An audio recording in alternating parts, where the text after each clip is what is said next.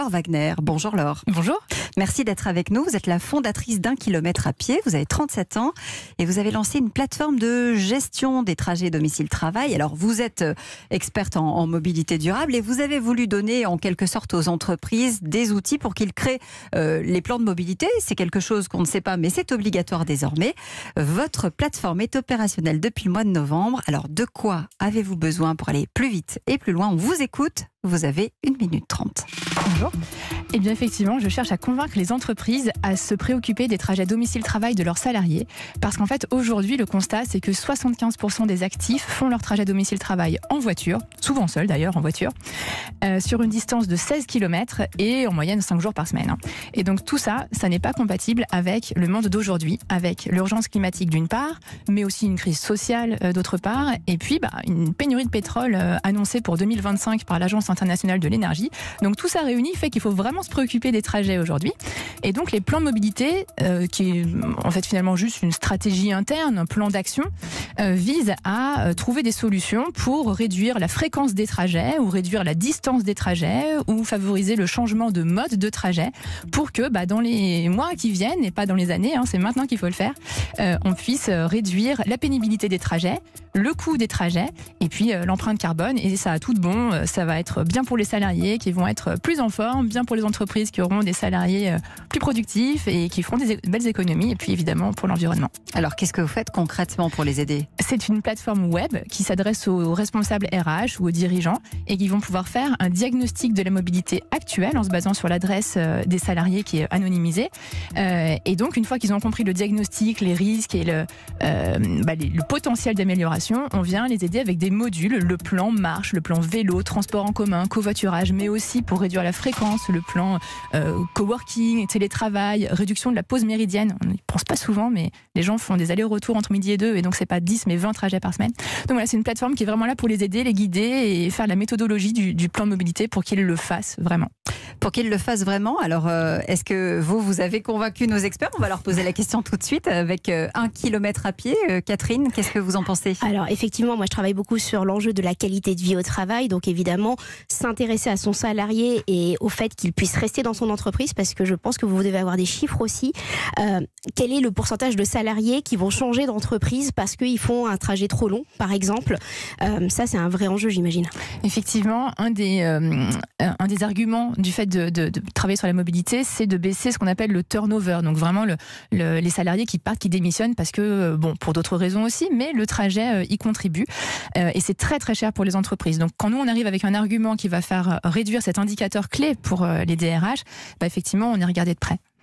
Pierre Entremont. Non, moi, ce que je trouve vraiment super, c'est que vous êtes sur les 3 niveaux à la fois d'un bénéfice économique, d'un bénéfice bien-être des salariés et d'un bénéfice écologique. Et c'est rare d'avoir des projets qui sont vraiment pertinents à ces 3 niveaux-là. Donc ça, je trouve ça déjà super. Et je me demandais ensuite comment ça fonctionne. Donc il y a la partie logicielle, avec de la data, etc. Mais j'imagine que les entreprises ne sont pas forcément matures pour savoir gérer cette data.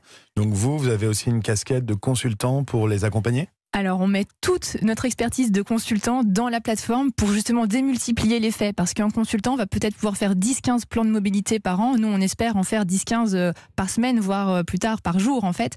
Tout est dans la plateforme. Les chiffres, effectivement, qui sont un peu compliqués à saisir, nous, on les a transformés en data visualisation. Donc vraiment, ça permet aux chefs de projet de faire valider ça de manière très sereine, en rendez-vous, tout le monde comprend bien. Et puis ensuite, c'est vrai que faire un plan de mobilité, ça va de la data à la cartographie, mais aussi à la méthodologie, à la conduite du changement, la communication interne. Tout ça, c'est vraiment des métiers très, très, très variés. C'est un éventail très, très large de compétences qui sont nécessaires, et c'est aussi pour ça qu'elles le font pas trop aujourd'hui, parce qu'on sait pas trop par quel bout le prendre. Et quels sont vos clients aujourd'hui? Vous en avez beaucoup? Vous venez de démarrer. On vient de démarrer, donc on a déjà 4 clients et une vingtaine qui sont sur le point de signer, de concrétiser, parce qu'on a vraiment lancé la commercialisation début décembre. Et donc nos clients sont en fait, il y a deux profils, on va dire. Il y a ceux qui déménagent, qui prévoient de déménager leur siège social, et donc là c'est vraiment le bon moment pour changer la mobilité, et puis surtout ils sont un petit peu inquiets en fait que les trajets de leurs salariés deviennent plus long.